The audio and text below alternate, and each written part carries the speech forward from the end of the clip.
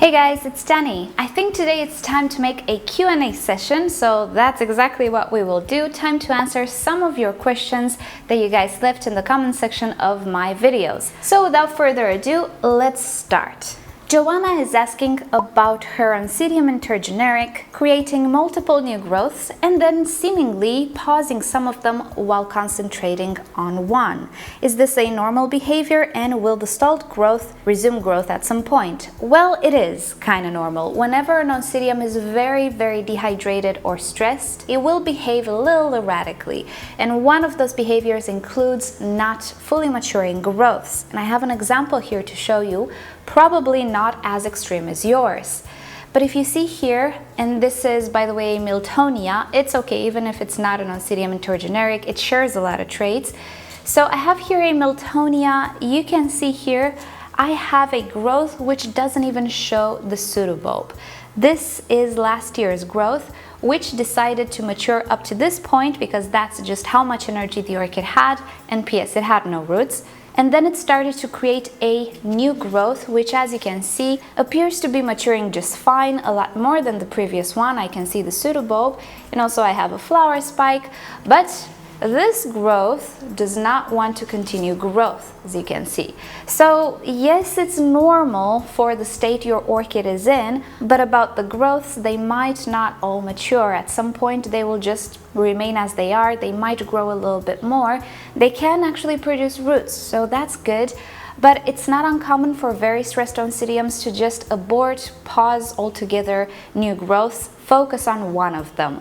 I think your orchid doesn't have energy to put into all of the new growths and it's just focusing on one. So that's okay, there's nothing we can do. When the new growth will start to produce a root system, the orchid will get hydrated and hopefully it will try to mature a few of those growths. Erica appears to be having some issues with her medium. Oh boy, I remember these issues. Layering. She has Phalaenopsis in bark medium and it appears the bottom part stays a lot more wet than the top part. And this happens after 2 or 3 days from watering the plants. Is this normal? Again, it's normal, but it's not beneficial. It's not okay. We all have this problem with bark medium. It happens because bark is actually not very absorbent, not very water retentive, especially if it's new, and we cannot fight gravity. The water that is inside the pot will be pulled downwards and it will accumulate at the bottom, while the top will get pretty dry. So it's something we all go through, and personally it bugs the heck out of me. So what I used to do when I grew in organic medium, I used to put side holes. You can see that I have ventilation all over the pot, and if you notice, my ventilation holes start below the actual rim of the pot, below the first layer of medium. And what this does is offer aeration at the bottom as well. If you want to customize it further, depending on your environment, you can add the ventilation holes in the bottom half of the pot, or you can put more in the bottom half and less in the upper parts. This helps with water evaporation on the lower levels. Another thing that I did was to combine the bark medium with sphagnum moss. Sphagnum is actually very water retentive and absorbent. The capillary properties are very important because they make the medium wick water from wherever in the pot and disperse it evenly. Bark doesn't have this property. If it's new, if it's fresh and usable, if it's old and decomposed, it will, but we cannot use it anymore. Sphagnum moss, though, does. So in my organic setup a few years ago, I used to use bark and sphagnum moss, and together with the side holes, the ventilation holes, I really managed to reduce this layering. I call it layering. Some people call it dry line. Call it whatever you will, but I did manage to minimize this unevenness in drying out. So hopefully this gave you some ideas. Try it out. It's normal, it's not good though, because the top roots will always be too dry and the bottom roots will always be too wet. Tahisha is saying that her Phalaenopsis does not have roots anymore, only a few aerial roots, and what can she do to maintain the orchid? Well, it's very good that your orchid has aerial roots because you can actually hydrate the orchid. There are 2 things that I would do. One of them is to place the orchid in a jar or vase or container such as this one. Place a bed of sphagnum moss on the bottom and then just sit the orchid on top of that sphagnum moss. You don't need to bury the roots or anything. If they touch the sphagnum moss, that's okay. They will pull moisture from there, and then the water that evaporates will make sure that the new root tips that will emerge will grow. They will not stop growing. So that's one. Second, you can actually keep it bare rooted. Think of it like a vanda. Keep it on top of something, if you will. Soak it every day, twice a day, to hydrate it through soaking, and in a month or two the orchid should theoretically start to produce a new root system. When this happens, you can pot it or keep it however you like best, but now since you have the aerial roots, you can definitely hydrate it, and these two methods are at least my preferred methods. Lori is asking if I have any advice for a Cattleya orchid which is potted in a clay pot, and she seems to be very attached. Roots are coming out of everywhere, and if soaking will help. And well, yes, it will absolutely help, but you need to let it soak for 10 minutes or so. That clay pot needs to be very, very wet. And to be honest, I think you will break a few roots. I think it's inevitable, but I do have a few videos in which I dealt with something like this. One of them is with a pot-bound or root-bound Cattleya orchid. After soaking, it did come out of the pot, but just a few roots were still left on the pot. Mind you, my pots did not have side holes. And also recently I repotted my big Angraecum orchid, and I had to destroy the pot. So if you missed that video, check it down below. If you find that you simply cannot remove the orchid from the pot just by pulling it, then I think you should just destroy the pot. It's okay. Just make sure you take all the safety precautions necessary. I usually wear safety goggles so that shards don't fly in my eyeballs. And also I put a cloth on top of the pot, yet again to prevent shards from going everywhere. Okay, so here's a question that I do get from time to time. Jay is asking what to do or how to disinfect or seal a broken root on an orchid. I've never ever sealed or disinfected or anything of the sorts the broken roots. Yes, when I repot new orchids, I spray hydrogen peroxide and this pretty much disinfects everything. Even if I snap roots, everything's okay. But when I repot the orchids that I already have in my collection, I never use hydrogen peroxide, and even if I snap roots, I don't do anything to them. I don't put cinnamon, I don't not water. If you know me, I water every time I repot. I cannot say I've ever had bad effects. I would also never put cinnamon on roots because cinnamon dehydrates. And even if I would put cinnamon powder on a cut root, let's say, whenever I water, it would still flush away that cinnamon, or worse, it will spread it throughout the pot, and I really don't want to do that. So I personally never, ever, ever disinfect cut roots. But if it would make you feel better to disinfect a broken root, just spray a little bit of hydrogen peroxide and voila, presto. But honestly, I don't think it's gonna do much because hydrogen peroxide only works for a few minutes. Afterwards, it's just water, and the wound will still be open and pathogens can still enter. So I personally wouldn't bother with that. But hey, if it makes you feel better, you can do that. Mariha is asking about her Phalaenopsis orchids. There are multiple questions here, so let's take them one by one. She says that 3 of her 5 Phalaenopsis are losing their flowers. Is it normal? Well, it might be. When you buy Phalaenopsis, you don't necessarily know how long they have been in bloom prior to you buying them. So the flowers can fall within a week, within a month, within 3 months after you purchase them. And also you don't know how they have been treated in the flower shop or on transport, if they have been stressed, if they didn't receive enough light, enough water, and so on.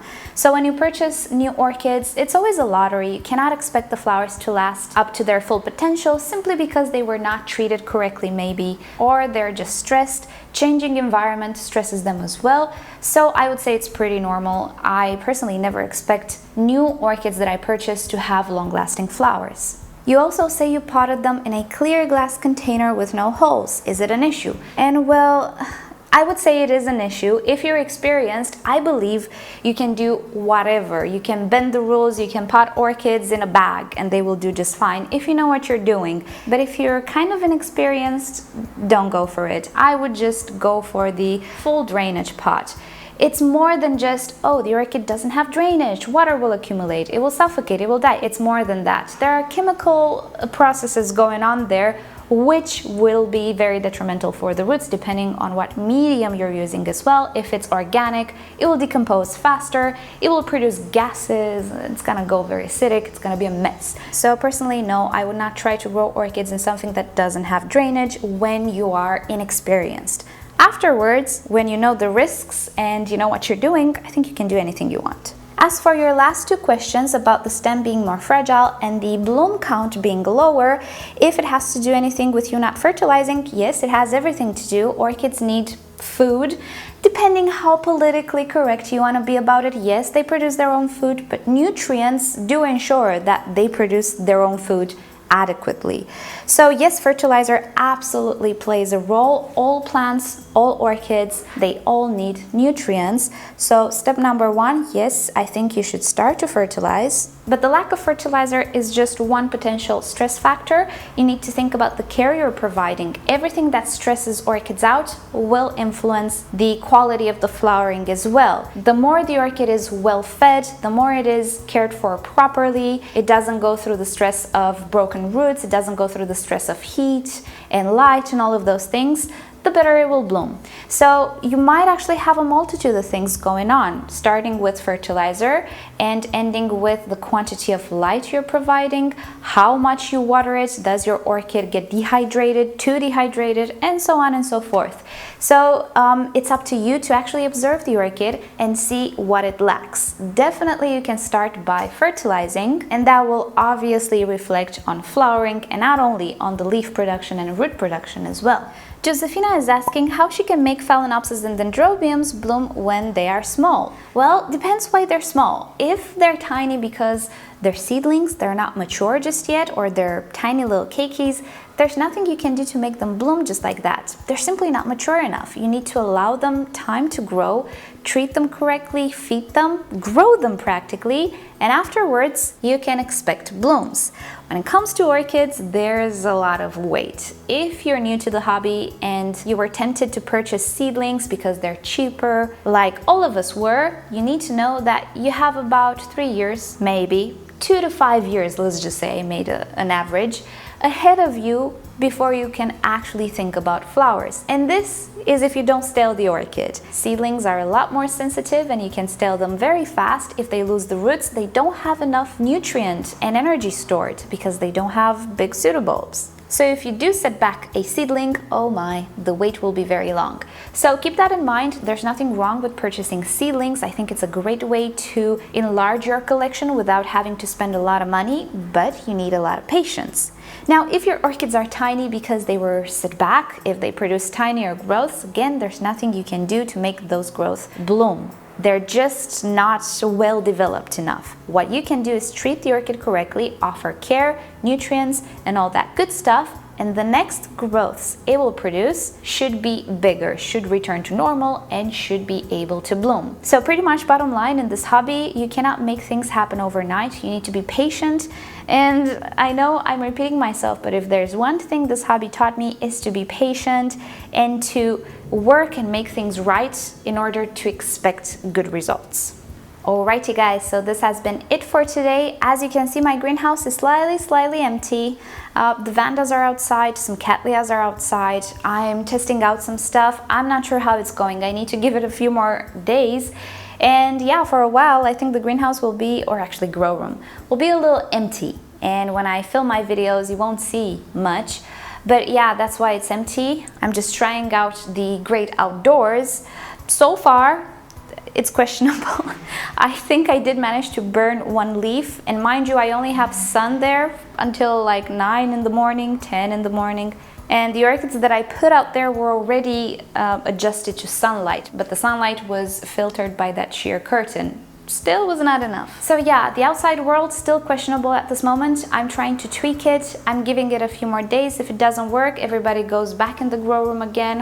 What to do? So that's why I didn't make a video with the outdoor setup. It's because it's not finished. I'm still trying it out. So yeah, that's besides the point. Thank you guys so much for watching this video. If you have questions, just leave them down below in the comment section and I'll do my best to answer. And you know the drill. If you've enjoyed this video, give it a thumbs up. If you hated it, give it a thumbs down. Subscribe to my channel for regular orchid videos, Q&As, spotlights, all of those fun stuff. And if you'd like YouTube to notify you whenever I post something new, just turn on all notifications for my channel. And with that said, I'll see you all next time. Bye!